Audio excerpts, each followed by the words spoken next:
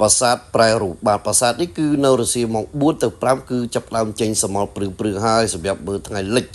នឹងហើយជាធម្មតាពុកម៉ែបងប្អូនយើងឲ្យតែគាត់មើលថ្ងៃលិចគឺគាត់សំដៅទៅលើតែភ្នំបាខែងទេបាទនឹងហើយស្រស់ស្អាតក៏ប៉ុន្តែកុំភ្លេចថាប្រាសាទប្រែរូបយើងនេះគឺមានសម្រស់ស្រស់ស្អាតដូចភ្នំបាខែងមើលថ្ងៃលិចក៏ស្អាតដូចតែគ្នាដែរស្អាតដូចគ្នាអញ្ចឹងហើយទេសភាពបើនៅលើកំពូលប្រាសាទវិញមើលមកក្រោមវិញទេសភាពគ្រប់ជ្រុងគ្រប់ជ្រោយនៃប្រាសាទគឺថាស្អាតមែនទែនបាទបរិវេណក៏ដូចជាជ្រុងប្រាសាទកន្លែងណាក៏ដូចជាកន្លែងណាដែរគឺមានសភាពស្រស់ស្អាតខាងណាពុកបងប្អូនកុំភ្លេចបន្ទស្សនាប្រែរូបផងបាទហ្នឹងហើយបើថ្ងៃលិចវិញគឺអែមមើលមកគឺមានសម្រស់មានពណ៌បាទរះគឺលិចស្អាតតែម្ដងបាទអរគុណច្រើនកុំភ្លេចប្រាសាទប្រែរូបទាំងអស់គ្នាចូលរួមថែរក្សាក៏ដូចជាអភិរក្ស